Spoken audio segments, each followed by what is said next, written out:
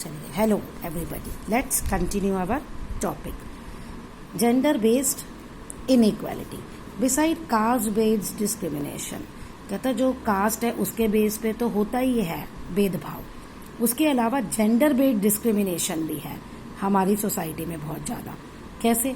अगर सेम काम है, वही काम एक वुमेन भी कर रही है और उसी को एक मैन भी कर रहा है, मेल और फीमेल दोनों कर रहे हैं, तो फीमेल को उस काम के लिए कम पैसे दिए जाते हैं। Women are paid less for the same amount and type of work done by men. Abortion, neglect, abandonment, female infanticides are the harsh reality of India as well as other countries. अब औरतों के खिलाफ और क्या क्या abortion है, उनको छोड़ दिया जाता है, ध्यान नहीं रखा जाता, और फीमेल गर्ल्स को पैदा होने से पहले ही मार दिया जाता है। ये सब इंडिया और दूसरी कंट्री में एग्जिस्ट करती है। The uneven sex ratio is due to the dislike many people have for the female child. कहता अब जो इंडिया में सेक्स रेशियो है वो बहुत ज़्यादा चेंज हो गई है। ओके, क्यों? क्योंकि लोग जो है फीमेल चाइल्ड को पसंद नहीं करते, वो मेल चाइल्ड को ही पसंद करते हैं। Discrimination against differently abled person. Differently abled person आपके हो गए भाई, जैसे डफ, डम, ब्लाइंड, ऐसे तो लोग इन पे भी, इनको भी, इनके साथ भी डिस्क्रिमिनेशन करते हैं। ये है इसमें discriminate differently abled people, they are often not in mainstream में, उन्हें इंक्लूड नहीं किया जाता, और जो सिंपल जॉब्स और एजुकेशन होती है ना, उनमें भी उनको इंक्लूड नहीं किया जाता। अब ऐसा ही एक केस है, हिमाचल प्रदेश की हाई कोर्ट ने एक सम्मन भेजा किसको? चेयरमैन जो था स्टेट पब्लिक सर्विस कमीशन का, क्या कि to appear before it with particular of the selection committee that did not choose a visually challenged candidate for the post of a lecturer. अब लेक्चरर की पोस्ट के लिए एक विजुअली चैलेंज्ड कैंडिडेट ने apply किया, ओके, और उसको उन्होंने उसके पोस्ट के लिए कंसीडर नहीं किया, जिसके लिए हाई कोर्ट ने उसे समन भेजा। Putting the selection process of the Himachal Pradesh service commission का अंडर अ स्कैनर। जो बेंच था, मतलब वो सारा उनका सिलेक्शन प्रोसेस देखने के बाद जो जो जज थे उन्होंने देखा qualification, experience and service particular member and the head of the selection committee. तो उन्होंने पूरा ये देखा कि कैसे ये इसको सेलेक्ट कर रहे हैं। फिर कोर्ट ने ऑर्डर इशू किया ऑन द अपील। कौन था वो? श्याम लाल, जिसने ये अपील की थी। फिर जो चेयरमैन था also asked to file an affidavit on whether the selection committee has fixed any guidelines or parameter to access the merit of the candidate, if so what were the parameter। तो अब court ने कहा कि आपने किस basis पे selection किया है, वो सारे मेरिट्स क्या थी, वो क्या पैरामीटर्स थे, वो हमें दो। ठीक है जी। अब श्यामलाल ने तो कोर्ट केस में फाइल कर दिया कि भाई ये मुझे जॉब नहीं दे रहे, तो अब directed him to state how many vacancies needed to be filled in various categories for among the physically challenged candidate and what step has been taken in this regard। और जो हर एक गवर्नमेंट में कुछ reserved seats होती हैं government jobs में, तो court ने ये भी पूछा कि कितनी सीट्स हैं जो आपने ऐसे लोगों के लिए रिजर्व कर रखी हैं, और आपने उसके लिए क्या किया।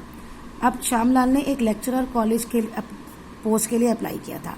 5 पोस्ट थी, जिसमें 3 जो थी वो विजुअली चैलेंज्ड पीपल के लिए ही रिजर्व थी, और श्यामलाल जो है वो फिजिकली एबल्ड कैंडिडेट ही था, तो इसलिए उसने अंडर रिजर्व्ड कैटेगरी ये पोस्ट के लिए उसने अप्लाई किया।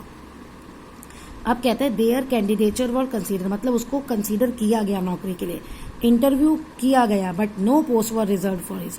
लेकिन नो पोस्ट, कहता है उसकी कैटेगरी के लिए कोई पोस्ट रिजर्व नहीं थी, लेकिन वहां पे तो 3 थी, तो HPPSC को अपनी मिस्टेक पता चल गई, सारा प्रोसीजर उन्होंने कैंसिल किया क्योंकि कोर्ट ने ऐसा करने को कहा। अब Shyamlal move the high court against the decision. अब कोर्ट ने ऑर्डर किया कमीशन को कि वो उसका सिलेक्शन को फाइनलाइज करे। क्यों? क्योंकि जो प्रोसेस शुरू हो चुकी है और इंटरव्यू भी हो चुके हैं। तो फिर कमेटी ने कहा कि श्यामलाल को कम मार्क्स मिले हैं जितने लिखे हुए थे उसमें, जितने नेसेसरी चाहिए थे। अब in its earlier order, High Court had said it was shocking to judicial conscience how the petitioner, who is a teacher in the subject over 15 years, had been awarded such poor marks despite being his a post graduate as well as MPhil and PhD in chemistry. तो court कहता है जिसको 15 साल का experience है, जिसके पास इतनी degree हैं, कैसे वो इतने कम मार्क्स ला सकता है। Okay, next is recognising dignity. In the above example, Shamlal had to suffer even though he was well qualified because of his disability. अब ऊपर वाला जो एग्जाम्पल है उसे झेलना पड़ा, उसे सफ़र करना पड़ा, जबकि वो अच्छे से क्वालिफाइड था। क्यों? क्योंकि उसकी डिसेबिलिटी थी, है ना, विजुअली वो ठीक नहीं था। तो ऐसे भी डिस्क्रिमिनेट किया जाता है। This unfair treatment was a share violation of his dignity. तो कहता है जो ऐसा उसके साथ बुरा व्यवहार किया गया, ये उसकी डिग्निटी पे चोट थी। Upholding the dignity of every individual is central to democracy. तो डेमोक्रेसी ये शोर करती है कि किसी की भी लोग डिग्निटी पे, आत्मसम्मान पे चोट ना पहुंचे।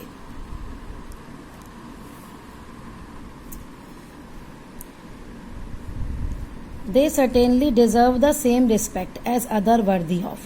तो जो हम दूसरों को जो रिस्पेक्ट देते हैं, जो नॉर्मल है, हमें उन लोगों को भी वही रिस्पेक्ट देनी चाहिए। In fact nobody has the right to disgrace fellow human beings through insensitive and spiteful action. तो किसी को भी अधिकार नहीं है वो किसी भी दूसरे ह्यूमन की बेइज्जती कर दे। A country can be truly democratic only when the entire society works and move together toward the progress of nation. कहता जो एक कंट्री है वो तभी तरक्की कर सकती है जब पूरे लोग इकट्ठे मिलके काम करें और कंट्री की तरक्की की तरफ इकट्ठे ही मिलके चले। मीन्स कोई किसी के साथ डिस्क्रिमिनेशन ना करे, सब एक दूसरे को इक्वल ट्रीट करे और सब एक दूसरे को रिस्पेक्ट दे।